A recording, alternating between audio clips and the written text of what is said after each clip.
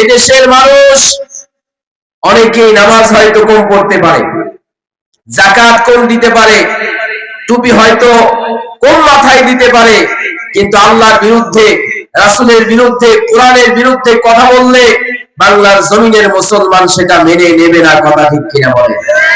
أما بعد فقد قال الله تبارك وتعالى في كلامه المجيد আমার সাথে সবাই পড়েন আউযু বিল্লাহি মিনাশ শাইতানির রাজীম বিসমিল্লাহির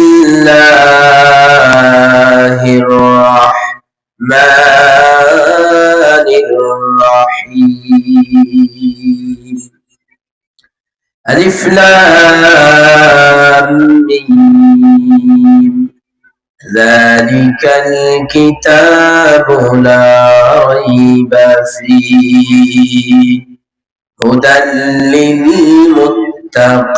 للمتقين وقال رسول الله صلى الله عليه وسلم طلب العلم فريضة على كل مسلم صدق الله العظيم وصدق رسوله النبي الكريم ونحن على ذلك لمن الشاهدين والشاكرين والحمد لله رب العالمين. درود شريف ورشاد.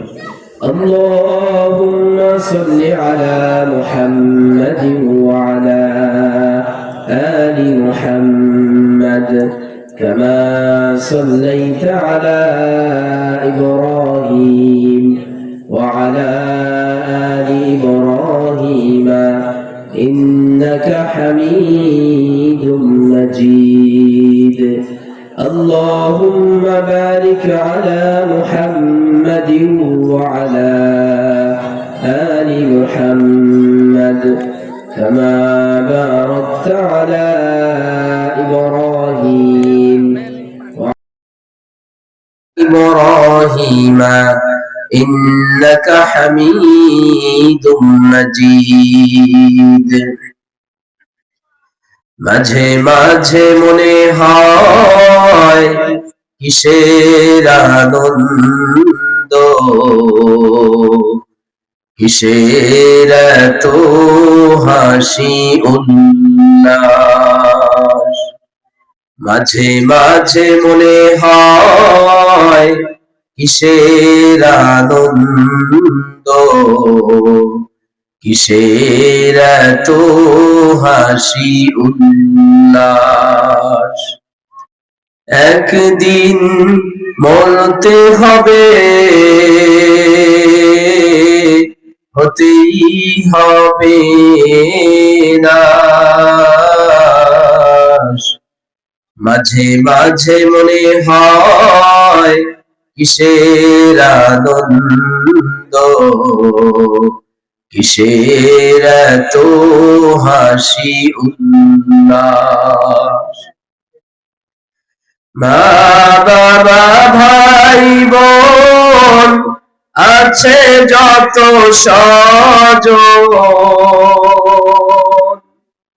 মা বাবা ভাই বোন আছে যত স্বজন, সব কিছু ছেড়ে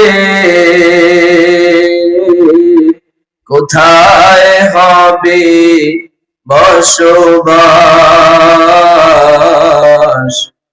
মাঝে মাঝে মনে হয় কিসের আনন্দ,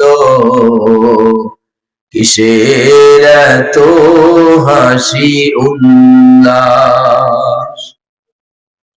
করেছি যত পাপ জানি না হবে কি মা,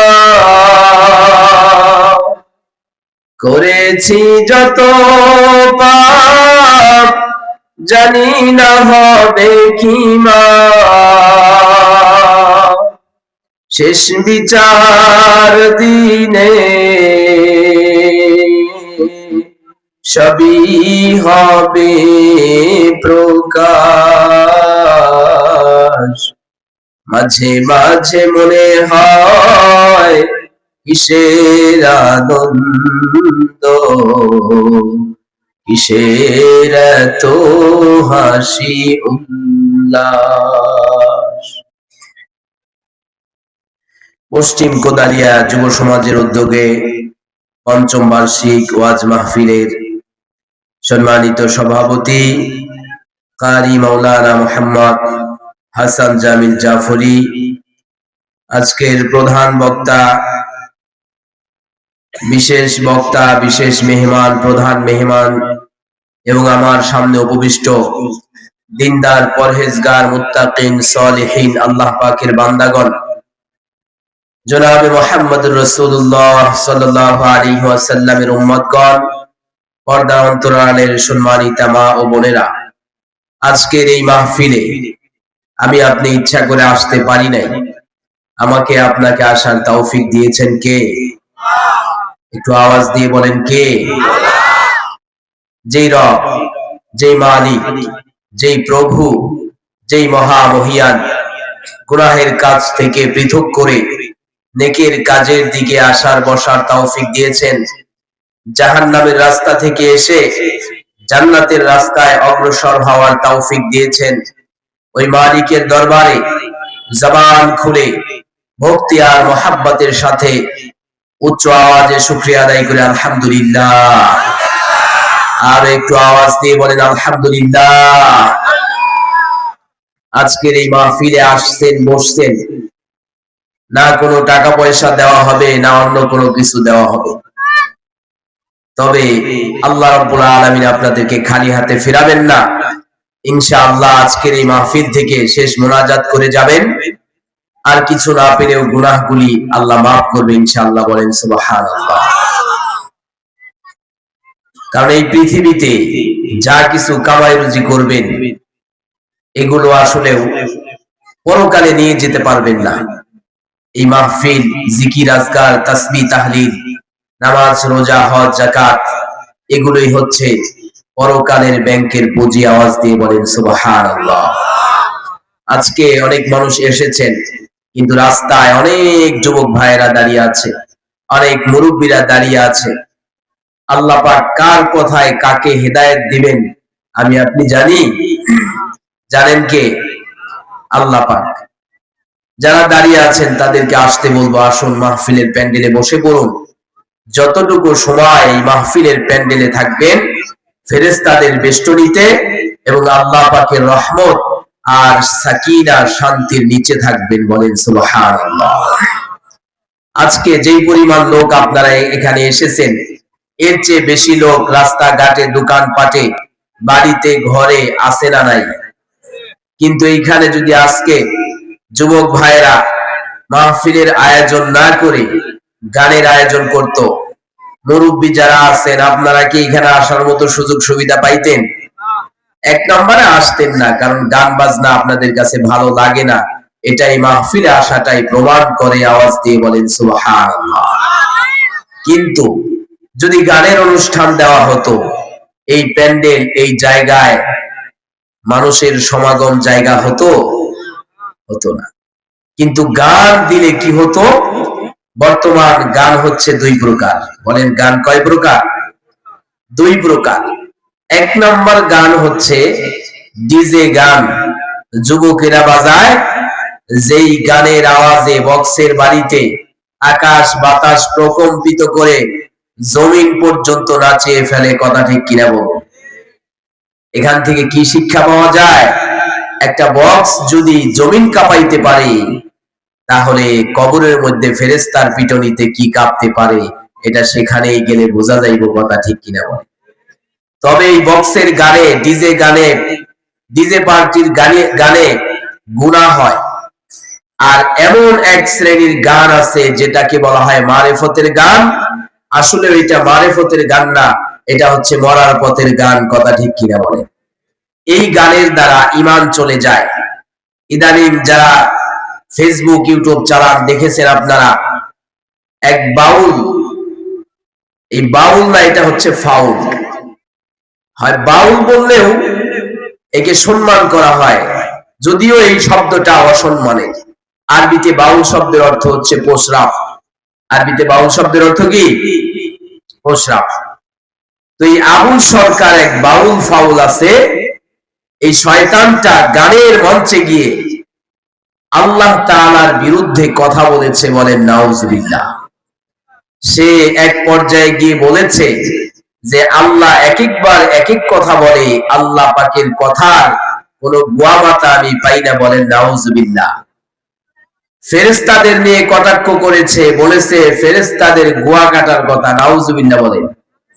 কোরআনে সর্বশেষ সূরার নাম কি? সূরা নাস।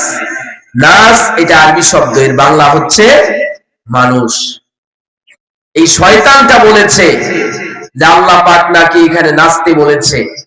এই কথা বলে কোরআনের অপব্যাখ্যা করেছে যে আল্লাহ পাকের ব্যাপারে আল্লাহর বিরুদ্ধে কথা বলেছে, ফেরেশতাদের বিরুদ্ধে কথা বলেছে, কোরআনের বিরুদ্ধে কথা বলেছে, ইসলামের বিরুদ্ধে কথা বলেছে।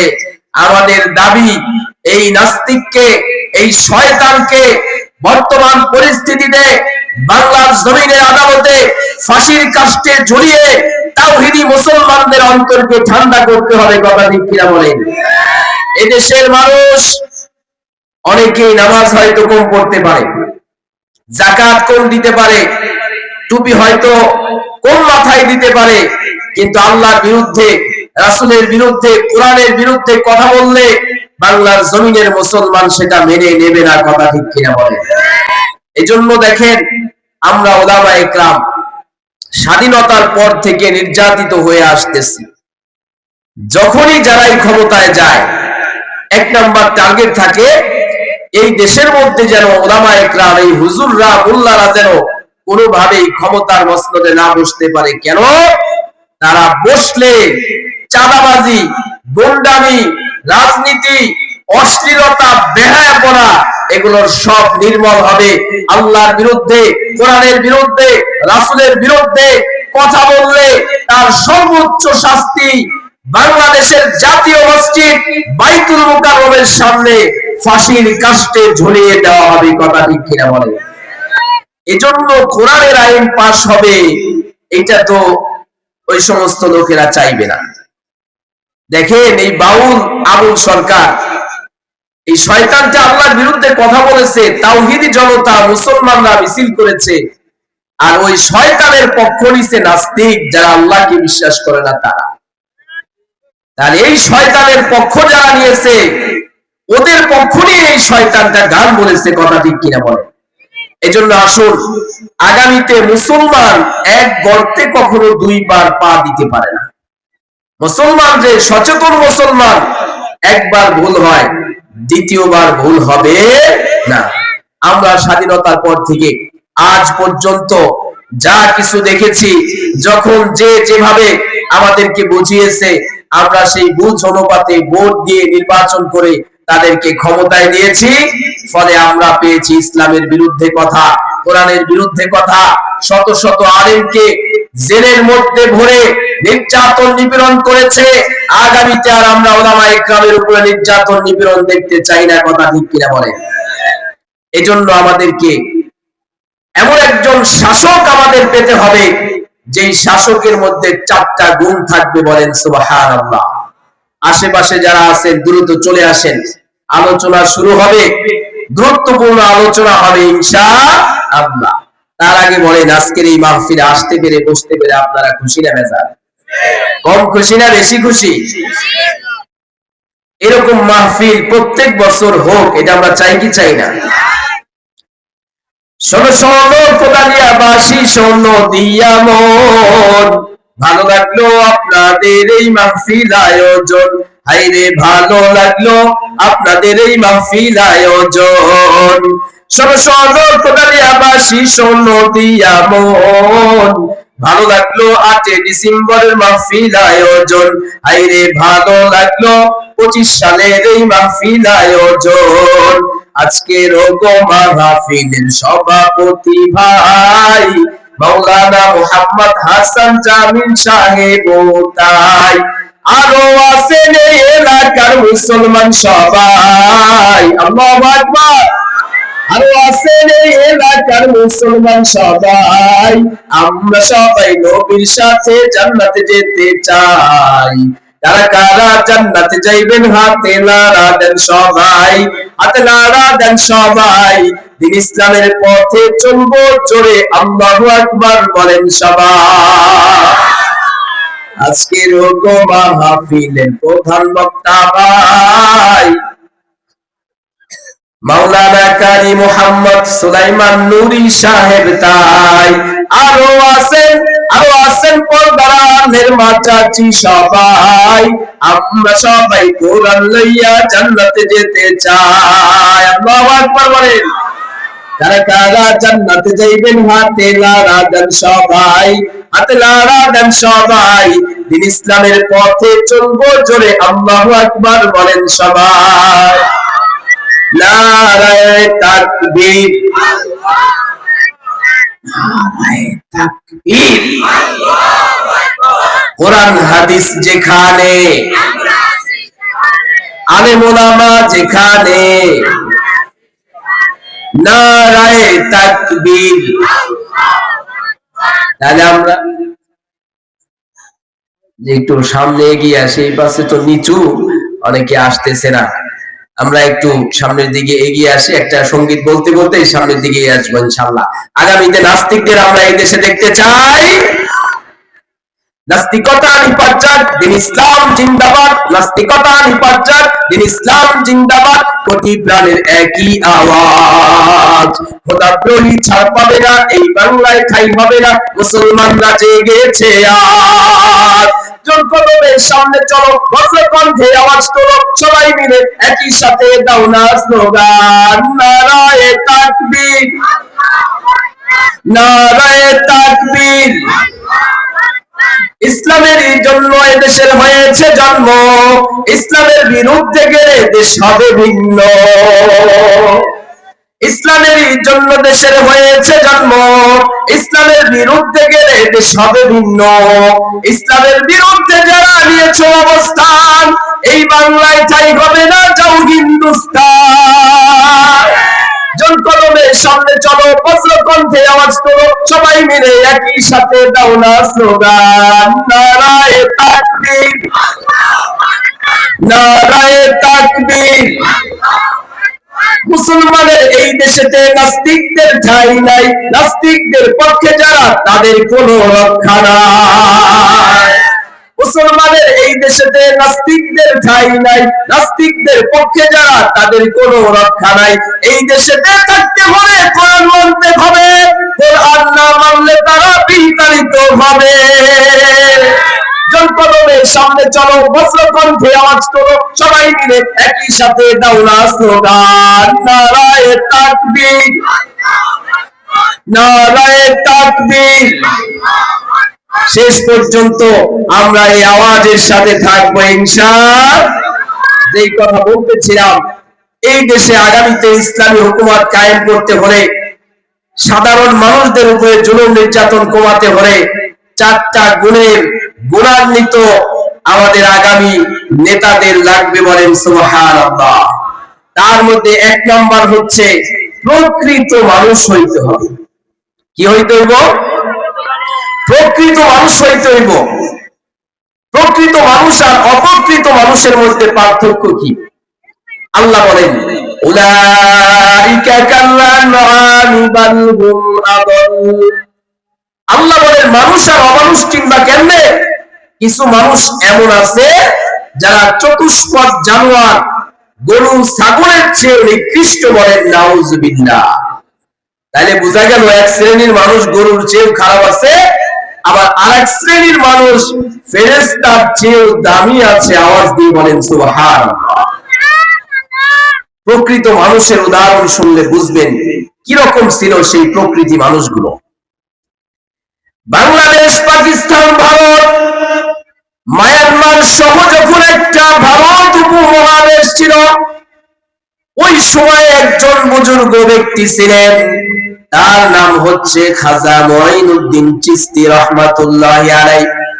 এমন একজন বুজুর্গ ব্যক্তি ছিলেন যার অনেক ছাত্র আছে, যার অনেক ছাত্র আছে, এমনকি যারা জিকির আজকার করে বুজুর্গ ব্যক্তি, তাদের সনদ গিয়ে খাজা মঈনুদ্দিন চিশতির ওখানে পাওয়া যায়। খাজা মঈনুদ্দিন চিশতি রাহমাতুল্লাহি আলাইহির সময়ে, তৎকালীন সময় ভারতবর্ষের সরকার ছিলেন এমন একজন ব্যক্তি যার নাম হচ্ছে সুলতান শামসুদ্দিন আলতামাস রাহমাতুল্লাহি আলাইহি। খাজা মঈনুদ্দিন চিশতির মৃত্যুর আগে তিনি তার ছেলেকে ওসিয়ত করে গেলেন, বাবা, আমি যদি মারা যাই আমার জানাজার নামাজের জন্য 3টা শর্ত আমি দিয়ে যাব। এই 3 শর্তের ব্যক্তি যদি তুমি পেয়ে যাও, ওই ব্যক্তিকে দিয়ে আমাকে জানাজা দেওয়াতে বলেন সুবহানাল্লাহ। কিছুদিন পরে খাজা মঈনুদ্দিন চিশতি রাহমাতুল্লাহি আলাইহি ইন্তিকাল করলেন। ওই সময়ের জরিপে বলা হয়েছে তার জানাজার নামাজে 16 লক্ষ মানুষ উপস্থিত হয়েছিল। কত লক্ষ? 16 লক্ষ মানুষ একজনের জানাজায় আসা, এটা কিন্তু আল্লাহর ওলি খাস বান্দা ছাড়া সম্ভব। খাজা মঈনুদ্দিন চিশতির জানাজায় 16 লক্ষ লোক উপস্থিত। লাশ সামনে আছে, মানুষ দেখতেছে। দেখা যখন শেষ হলো, ইতিহাসের মধ্যে লিখেছে খাজা মঈনুদ্দিন চিশতির চেহারা দেখে 1 লক্ষ বিধর্মী মুসলমান হয়েছিল। খাজা মঈনুদ্দিনের জানাজা লাশ সামনে, তার ছেলে বলতেছে, ও জানাজায় যারা উপস্থিত আছো, শুনো আমার মুসলমান ভাইরা, আমার পিতা মৃত্যুর আগে ওসিয়ত করে গেছে 3টা গুণে গুণান্বিত ব্যক্তিকে দিয়ে আমাকে জানাজা দিতে হবে। 1 নম্বর গুণ হচ্ছে এমন ব্যক্তি যার কোনদিন বালেগ হওয়ার পর থেকে ফরজ নামাজের তাকবীরুল্লাহ ছুটে নাই, তাকবীর ছুটে নাই, ইকামত যার ছুটে যায় নাই। এমন গুণে গুণান্বিত আছো কে? অনেক মানুষ হাত তুললেন আছি আমরা, কারণ তখনকার সময়ের মানুষের নামাজের প্রতি মহাব্বত ছিল। এখন তো আমাদের অতটা মহাব্বত নাই। দাঁড়িয়ে গেলেন অনেক লোক। খাজা মঈনুদ্দিনের ছেলে আবার দ্বিতীয়বার বললেন, দ্বিতীয় একটা শর্ত কি?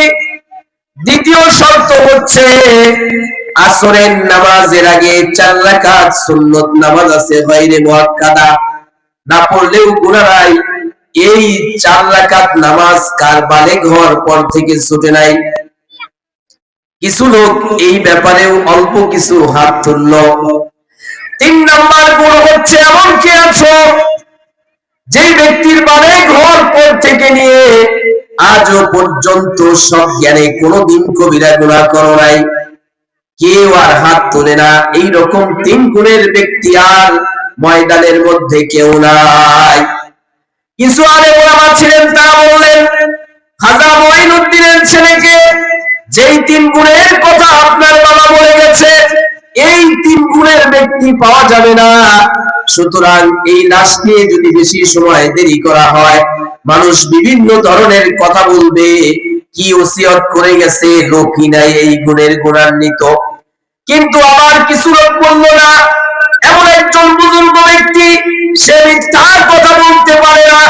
আবার ঘোষণা করো, দেখো হয়তো বেরিয়ে আসবে এই 3 গুণে গুণান্বিত ব্যক্তি না থাকলে কোনদিন খাজা মঈনুদ্দিন চিশতি এই কথা বলতেন না। আরো কয়েকবার ঘোষণা দেওয়া হলো, লাশের সামনে আছে এমন একজন ব্যক্তি যার নাম ওই সময়ের বাদশা, ওই সময়ের রাজা সুলতান শামসুদ্দিন আলতামাস রাহমাতুল্লাহি আলাইহি। চোখের থেকে ঝরঝর করে পানি বের করে একটু সামনের দিকে এগিয়ে গিয়ে খাজা মঈনুদ্দিন চিশতির কপালে চুমু খেয়ে বললেন, হুজুর, আপনি বলেছিলেন আমি আমার বাবার সাথে যখন ছোটবেলায় আপনার কাছে এসেছিলাম, আপনি আমাকে 3 গুণের কথা বলেছিলেন আর বলেছিলেন আমল করে কারো কাছে বলো না। আমি আমল করেছি কিন্তু কোনোদিন কারো কাছে বলি নাই। আপনি আজকে আমার এই আমলের কথাটা প্রকাশ করে দিলেন, বলেন সুবহানাল্লাহ। সুলতান শামসুদ্দিন আল-তামাশ রাহমাতুল্লাহি আলাইহি জানাজা পড়ালেন। আমার যেটা বোঝানোর উদ্দেশ্য সেটা হচ্ছে, যিনি ভারত উপমহাদেশের রাষ্ট্রপ্রধান ছিলেন, তিনি নামাজ বাদ দেয় নাই, ইকামত তার ছুটে যায় নাই, আসরের নামাজের আগে 4 রাকাত সুন্নত ছুটে যায় নাই, কবিরা গুনাহ সাগরে করে নাই।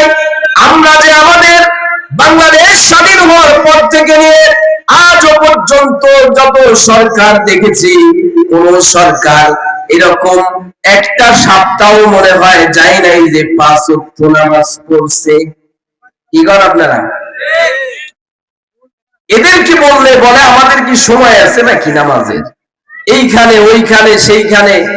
তো খাজা মঈনুদ্দিন চিশতির জানাজা যিনি পড়াইছেন, সুলতান শামসুদ্দিন আল-তামাশ, তিনি তো বাংলাদেশ, ভারত, পাকিস্তান, মায়ানমার সহ 4-5টা দেশের প্রধান ছিলেন। উনি যদি 5 ওয়াক্ত নামাজ পড়তে পারে, ইকামতের সাথে কুরআন থেকে বেঁচে থাকতে পারে, তো তুমি একটা বাংলাদেশের রাষ্ট্রনায়ক হয়ে, সরকার হয়ে 5 ওয়াক্ত নামাজ পড়তে পারো নাই। এই বেনামাজি সরকার সামনে দেখতে চাই না, কথা ঠিক কিনা বলে? মুসলমানদের রাষ্ট্রনায়ক হবে, মুসলমানদের সরকার হবে আগামীতে, যে 5 ওয়াক্ত নামাজ পড়ে, মাথায় টুপি থাকবে, মুখে দাড়ি থাকবে, যাকে দেখলে মনে হবে রাসূলের খাঁটি উম্মত, কথা ঠিক কিনা বলেন? সামনে যদি ভুল করেন, আগামী 100 বছরের খেসারত দিতে হবে আপনাদের। বিভিন্ন জায়গায় দেখেন না, এখনো আলেম ওলামা বক্তব্য দিলে মাইক সরিয়ে ফেলায়। এই সমস্ত চাঁদাবাজদেরকে আর সামনে আমরা দেখতে চাই না। আমরা সৎ একজন মানুষ চাই। ইসলামের ইতিহাসে অসংখ্য ইতিহাস আছে, মুসলমানদের যারা প্রকৃত খাঁটি মানুষ যারা ছিলেন, তাদের মধ্যে কেমন লোক ছিল। একজনের নাম হচ্ছে হযরত ওমর ফারুক রাদিয়াল্লাহু তাআলা আনহু, ইসলামের 2য় খলিফা। ওনার সময়ে মিশর বিজয় করলেন এক সাহাবী। উনি বিজয় করার পরে মিশরের মধ্যে একটা নিয়ম ছিল, মিশরের নীল নদ। ওই নীল নদের মধ্যে যদি একজন সুন্দরী নারীকে সাজিয়ে গুজিয়ে না দেওয়া হতো, তাহলে নীল নদের পানি আসতো না, বলেন নাউজুবিল্লাহ। ওইখানকার গভর্নর হচ্ছে আমর ইবনুল আস রাদিয়াল্লাহু তাআলা আনহু। লোকজন এসে বললেন যে আপনি তো এই দেশ বিজয় করছেন, মুসলমানদের নেতা। বলে হ্যাঁ। বলে এই যে নীল নদে যে পানি নাই, এখন কি করবেন? বলে এই কি আর পানি আসার ব্যবস্থা কি? বলে এই নদীতে এই পর্যন্ত যত বছর পানি এসেছে, প্রত্যেক বছর এই চলতি মাসের 18 তারিখে আমরা সুন্দরী একটা মেয়েকে সাজিয়ে গুজিয়ে সুন্দর পরিপাটি করে ওই নদীর মাঝখানে দিয়ে আসতাম। এরপরে রাত্রিবেলায় ওই পানি চলে আসতো আর ওই মেয়েকে ভাসিয়ে মেরে ফেলতো। আমর ইবনুল আস রাদিয়াল্লাহু তাআলা আনহু বললেন যে না, ইসলাম এটার সমর্থন করে না। যেটারে ইসলাম সমর্থন করে না, আমি সেইটাকে মানতে পারবো। আর আমাদের দেশে ইতিপূর্বে আলেম ওলামা তাওহীদি জনতা বারবার বলেছে, একদল লোক আছে কাদিয়ানী, এরা আমাদের নবীজিকে শেষ নবী মানে না। আমরা লক্ষ লক্ষ মুসলমান, লক্ষ লক্ষ ওলামা ইকরাম বারবার বিভিন্ন সরকারকে বলেছি, ওই কাদিয়ানীদেরকে কাফের ঘোষণা করুন। এই দেশে থাকতে হলে মুসলমান পরিচয় থাকতে পারবে না। হিন্দুরা যেই পরিচয়ে থাকে, বিধর্মীরা যেই পরিচয়ে থাকে, সেই পরিচয়ে থাকতে হবে। মুসলমান পরিচয় দিলে শেষ জামানার নবী মুহাম্মদকে নবী মানতে হবে, কথা ঠিক কিনা বলেন? তুমি দাবি করবো মুসলমান আর তুমি নবী মানবা গোলাম আহমদ কাদিয়ানী যে পায়খানার ভিতরে যে মরছে, এইটা আমরা মেনে নেব না। আমাদের দেশের যারা সরকার ছিলেন এরা কিন্তু ঠিকই মানছে, কারণ তাদের কাছে ইসলাম বড় ছিল না, তাদের কাছে টুপিওয়ালা দাড়িওয়ালাদের মূল্যায়ন ছিল না, তাদের কাছে মূল্যায়ন ছিল বিদেশি প্রভুদের, কথা ঠিক কিনা বলে? আমর ইবনে আস রাদিয়াল্লাহু তাআলা আনহু বললেন, এটা ইসলামে নাই, আমি করতে পারবো না। কিছুদিন চলে গেল কিন্তু পানি আসে না। মানুষ বিভিন্ন সময় আসে, হুজুর এই পরিস্থিতিতে আমরা কি করতে পারি? আমর ইবনে আস রাদিয়াল্লাহু তাআলা আনহু একটা চিঠি লিখলেন হযরত ওমর ফারুক রাদিয়াল্লাহু তাআলা আনহুর কাছে। ওমর ফারুক রাদিয়াল্লাহু তাআলা আনহু একটা চিঠির উত্তরে দুইটা চিঠি লিখলেন, বলেন সুবহানাল্লাহ। একটা চিঠি লিখলেন ওমর ইবনে আসের কাছে, আরেকটা চিঠি দিলেন নীল নদের কাছে। একজন লোক দিয়ে পাঠিয়ে দিলেন, যাও চলে যাও। আমর ইবনে আস রাদিয়াল্লাহু তাআলা আনহু তার চিঠি খুলে দেখে, আমর ইবনে আস, তুমি যেটা করেছো অনেক ভালো কাজ করেছো, আল্লাহর বিধানের উপরে কোনো বিধান নাই। আরেকটা চিঠি লিখেছি, ওই চিঠি তুমি কোন একজন দ্রুততম ঘোড়সওয়ারকে দিয়ে ওই নীল নদের মাঝখানে রেখে দ্রুত চলে আসতে বলবে, দেখবে আল্লাহর মেহেরবানিতে পানি প্রবাহিত হবে। আমর ইবনে আস রাদিয়াল্লাহু তাআলা আনহু একজন লোক ঠিক করলেন, বললেন যাও ওখানে চলে যাও, এই চিঠিটা রেখে আসো। আল্লাহ পাকের মেহেরবানি দেখেন, চিঠিতে লেখা ছিল হযরত ওমর ফারুক রাদিয়াল্লাহু তাআলা আনহু লিখেছিলেন, হে নীল নদ, তুমি যদি আল্লাহ ব্যতীত অন্য কারো নামে প্রবাহিত হয়ে থাকো, তোমার মতো নীল নদের পানি আমার দরকার নাই। আর যদি আল্লাহর নামে প্রবাহিত হয়ে থাকো, তাহলে আমি ওমরের এই চিঠি পাওয়া মাত্র তোমার ভেতরে যেন পানির জোয়ার উঠে যায়। লোকটা নিয়ে গেল চিঠি, ওই নীল নদের মাঝখানে রেখে চলে এসেছে। একটু পরে 16 গজ উঁচু হয়ে পানি প্রবাহিত হয়েছে। এরকম ব্যক্তি শাসনকর্তা হইতে হইব, যাকে দেখলে মনে হইব আল্লাহওয়ালা ব্যক্তি, দুর্নীতির কোনো নামগন্ধ থাকা যাবে। আর আমাদের দেশে যারা ক্ষমতার চেয়ারে যায়, যাওয়ার আগে কৃষক মানুষ ক্ষেতের মধ্যে কাজ করতেছে, তার কাছে গিয়ে কোলাকুলি করে, করে কি করে না? এক জায়গার এক চেয়ারম্যানের মাইকিং শুনছি আমি, ফিরায় বসে অমুক ভাই, নাম বললাম না আর কি, ফিরায় বসে, ফিরায় বসে অমুক ভাই, খেতে নামে অমুক ভাই, কেতায় নামে অমুক ভাই, মানে যত জায়গা আছে সব জায়গায় যায় ভোটের আগে, ভোটের পরে আর তারে পাওয়া যায়। এই জন্য ইনসাফটা লোক খুঁজতে হবে, যার কথা কাজে মিল থাকে, যে ব্যক্তির ভিতরে ইনসাফ আছে, অন্যায় যেই ব্যক্তি করে না, এমন ব্যক্তিকে যদি আমাদের দেশের শাসনকর্তা বানাইতে পারি, আল্লাহর মেহেরবানিতে কোন সাধারণ লোকের উপরে জুলুম নির্যাতন হবে। একটা উদাহরণ শুনেন, হযরত ওমর ফারুক রাদিয়াল্লাহু তাআলা আনহু, ওনার সময়ে জেরুজালেম বিজয় করবে মুসলমানরা, কিন্তু হচ্ছে না, খ্রিস্টানরা বাধা দিয়ে রাখতেছে। অনেকদিন পর্যন্ত যুদ্ধ চলতেছে। সর্বশেষ খ্রিস্টানরা বলল, মুসলমান তোমরা যত যাই করো আমরা ছাড়বো না, তবে একটা শর্ত আছে। কি?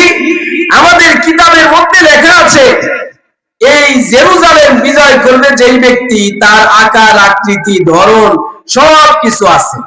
তোমরা যে বলো তোমাদের আমির ওমর রাদিয়াল্লাহু তাআলা আনহু আমিরুল মুমিনিন, তাকে একটু আসতে বলো, যদি ওই চেহারার সাথে কিতাবের আকার আকৃতির সাথে মিলে যায়, তাহলে আমরা যুদ্ধ করব না, এমনি এমনি জেরুজালেম দিয়ে দিব। বলেন সুবহানাল্লাহ। সাহাবায়ে কেরাম চিঠি লিখলেন হযরত ওমর ফারুক রাদিয়াল্লাহু তাআলা আনহুর কাছে। ওমর রাদিয়াল্লাহু তাআলা আনহু চিঠি পড়ে বললেন, আমার খাদেম কোথায়? বলে লাব্বাইক। বলে আমি আর তুমি চলে যাব জেরুজালেমের উদ্দেশ্যে, দেখি যদি আমার কথাই লেখা থাকে, তাহলে যুদ্ধ ব্যতীত, রক্তপাত ব্যতীত জেরুজালেম বিজয় হয়ে যাবে।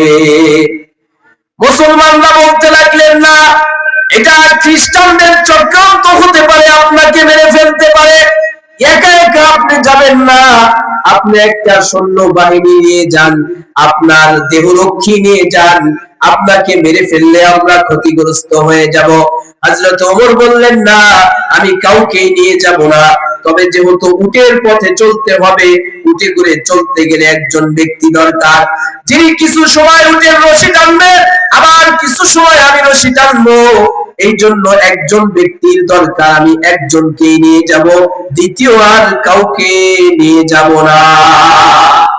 আর আমাদের দেশের নেতারা যেই রাস্তা দিয়ে যাইবো, 1 মাস আগে থেকে এই পাশে ওই পাশে বাহিনী, এবং কি রাস্তায় কুত্তা পর্যন্ত লাগিয়ে দেয়, দেখ কোন জায়গায় বোম টোম গাইরা লাগছে কি রাখে নাই, ঠিক কিনা বলেন? এদের জানের ভয়।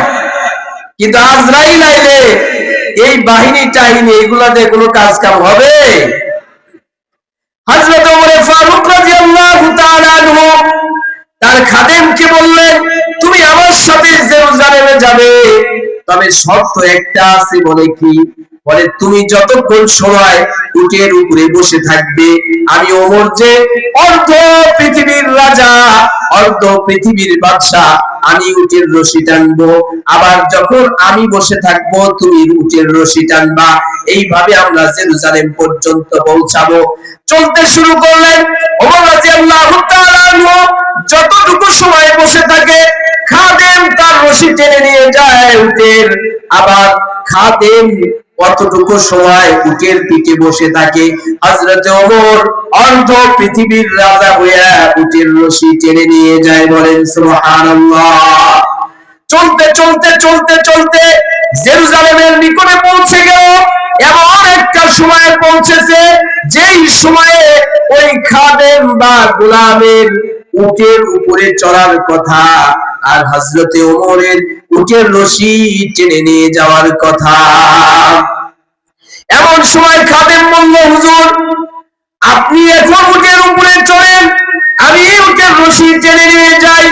কারণ খ্রিস্টানরা যদি দেখে যে অর্ধ পৃথিবীর রাজা বাদশাহ সে গোলামকে উটের উপরে চড়িয়ে নিচের থেকে রশি টেনে নিয়ে যায়, মানুষ বলবে এইরকম অপদার্থ আর কোন জায়গায় দেখি নাই, এজন্য মেহেরবানি করে আপনি উঠেন, আমি উটের রশি টেনে নিয়ে যাই। হযরত ওমর বলে, না, তুমি কি কিয়ামতে আমার ইনসাফের ব্যাপারে হিসাব দিবে নাকি?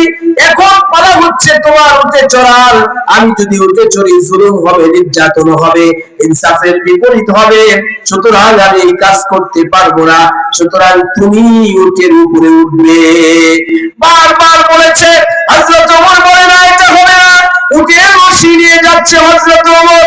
যেতে যেতে যখন খ্রিস্টানদের কাছে পৌঁছে গেল, ছোট ছোট কিছু পাদ্রী ছিল খ্রিস্টানদের আলেম, তারা উটের উপরে ব্যক্তিকে দেখে বলেন, না, এই ব্যক্তির কথা আর আমাদের কিতাবের ব্যক্তির কথা তো মেলে না। একটু পরে বুড়া বুড়া পাদ্রী যারা খ্রিস্টানদের আলেম তারা আসছে, তাই কিতাবে তো এই কথাও লেখা আছে রে, এই তো উটের রশি ধরে টানবো। সুবহানাল্লাহ বলে, এত উটের রশি ধরে টানবো, দেখ রশি কার হাতে আছে, ওরে দেখ। তো হযরত ওমর রাদিয়াল্লাহু তাআলা আনহুকে দেখতে লাগলেন, চেহারা সুরত সব কিছু মিলে গেছে, কিন্তু জামার ভিতরে যে কয়েকটা তালি থাকবে, একটা তালি কম পড়তেছে। তো খ্রিস্টানরা বলতেছে, না, এই ব্যক্তিও না, তবে সবই মিলে গেছে, জামার ভেতরে যে কয়েকটা তালি থাকার কথা, তালি একটা কম আছে। হযরত ওমর রাদিয়াল্লাহু তাআলা আনহু খ্রিস্টানদের লক্ষ্য করে বললেন, খ্রিস্টানরা দেখো, আমার জামার বগলের তলেও একটা তালি আছে। সুবহানাল্লাহ। খ্রিস্টানরা বলল, হ্যাঁ, তাহলে ঠিক আছে, এই জেরুজালেমের চাবি আমি আপনার কাছে দিয়ে দিলাম, আপনার কথাই লেখা ছিল আমাদের কিতাবে। ভাইরা আমার, যেটা বোঝানোর উদ্দেশ্য সেটা হচ্ছে, অর্ধ পৃথিবীর রাজা হয়েও তালিওয়ালা জামা গায়ে দেয়, আর আমাদের দেশের নেতাদের জামা হাজার হাজার 20-30 হাজার টাকার কোট থাকে, 20-30 হাজার টাকার জুতা থাকে। নির্বাচনের আগে যে কৃষকের কাছে এসে মুসাফা করে, ওই কৃষক ভাইয়ের জুতা নাই, মোজা নাই, শীতের দিনে কাপড় চোপড় নাই, ওইগুলার খেয়াল আর তাদের থাকে না, ঠিক কিনা? এজন্য 2 নাম্বার শর্ত ইনসাফ লোক হইতে হইব। 3 নাম্বার শর্ত, সাধারণ জনগণের জন্য যে আইন, যিনি আমাদের নেতা হবে তার জন্য সেই আইন থাকতে হবে। কথা ঠিক কিনা বলে? কয় যে অমুকের ছেলে অমুকরে মারছে, কয় দে 20 বাড়ি জুতা। আর অমুক নেতার পোলায় খুন করে হালাইছে, কয় কিচ্ছু হবো না, থানায় মামলা দিব। কয় ওসি এর ফোন দিলে চেয়ার বড় হয়ে যায়, ও আবার মামলা নিব। এরকম বহুত ইতিহাস ইতিপূর্বে গেছে কি যায় নাই? গরিব মানুষের বিচার থানায় অনেক সময় নিতে চায় না। কথা বলেন ঠিক কিনা? এই জন্য এমন একজন শাসক নিয়োগ করতে হবে যেই শাসকের ভিতরে ইসলাম থাকবে, সে এটা মেনে নেবে। একজন কৃষক, একজন গোলামেরও যেই আইন, আমি রাজা থাকলে, আমি নেতা থাকলেও সে আইন।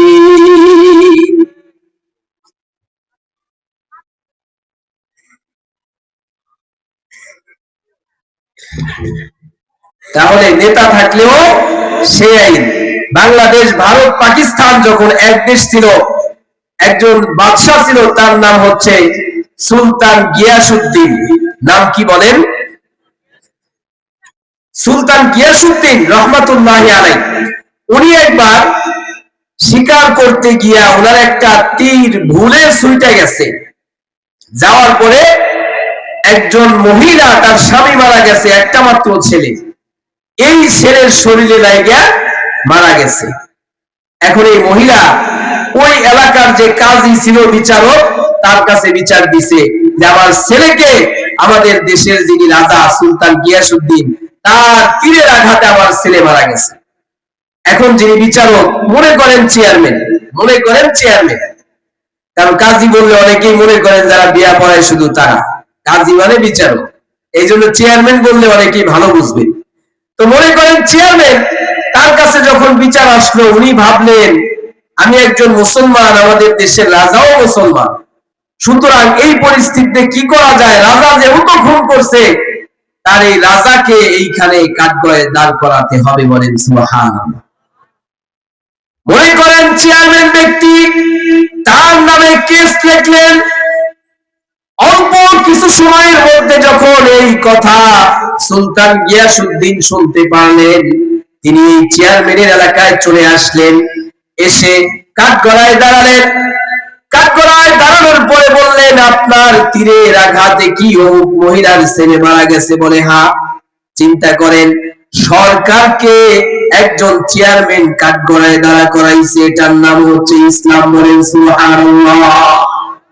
সুলতান গিয়াসউদ্দিনকে জিজ্ঞেস করতেছে একজন চেয়ারম্যান, আপনি সত্যি সত্যি বলেন আপনার তীরের আঘাতে মারা গেছে কিনা? বলে হ্যাঁ। বলে তাহলে এখন আপনার দুইটা পথ খোলা আছে। একটা পথ হচ্ছে হত্যার বিপরীতে আপনাকে হত্যা করতে হবে, আর একটা পথ হচ্ছে আপনি ওই মহিলার সাথে কথা বলে যদি মহিলার কাছ থেকে মাপ নিতে পারেন, অথবা টাকা পয়সা দিয়ে তাকে কোনোভাবে রাজি করাতে পারেন, তাহলে তো আপনি মাপ পেয়ে গেলেন। সুলতান গিয়াসউদ্দিন রহমাতুল্লাহি আলাইহি মহিলাকে বোঝালেন, আমার ভুলে তীর ছুটে গেছে, আমি তো কোনোদিন কাউকে আঘাত করি নাই। মহিলাটা বুঝতে পারলেন, বললেন ঠিক আছে, আমি মাফ করে দিলাম। সুলতান গিয়াসউদ্দিন কি আবার কাঠগড়ায় দাঁড় করানো হলো। বলা হলো ঠিক আছে, আপনি মাফ হয়ে গেছেন। চেয়ারম্যান বললেন এইবার নামতে পারো। সুলতান গিয়াসউদ্দিন দেশের সরকার, বুকের এইখান থেকে বিশাল বড় একটা তরবারি বের করে বলে, ওই চেয়ারম্যান, আজকে যদি তুই আমাকে কাঠগড়ায় না দাঁড় করাইতি, তাহলে তোর কল্লা আমি নামিয়ে ফেলতাম। সুবহানাল্লাহ। বলে তুই যদি আমার কাঠগড়ায় না দাঁড়া করাইতি আজকে, কারণ আমার তীরের আঘাতে মরছে, যদিও ভুল, কিন্তু তারপরে আমি আসামি। চেয়ারম্যান তখন স্টেজের নিচ থেকে চাবুক একটা বের করে বলে, তুমি দেশের রাজা হইতে পারো, আজকে যদি তুমি মিথ্যা কথা বলতে, এই চাবুকের আঘাতে তোমার চামড়া উঠিয়ে ফেলতাম। আমাদের দেশের মেম্বার, চেয়ারম্যান, এদের মতো মানুষ কি ওই সরকারকে এই কথা বলতে পারবে? ওমর রাদিয়াল্লাহু তাআলা আনহু একবার একটা নতুন জামা গাইতেছে, নতুন জামা একজনে হাদিয়া দিছে, কিন্তু সামনের থেকে কিছু লোক মসজিদে খুতবা দেওয়ার সময় কয়, আপনি কেমনে এই নতুন জামা পাইলেন কই, টাকা পাইলেন কই? এইরকম পরিস্থিতি আমাদের করতে হবে। এই জন্য ভাই আমি যেটা বলতেছিলাম যে আমরা এমন একজন শাসক আগামীতে নিযুক্ত করব যার ভেতরে ইসলাম থাকবে, যার ভেতরে দ্বীন থাকবে, যে জনগণের প্রকৃত বন্ধু হবে। বলেন সুবহানাল্লাহ।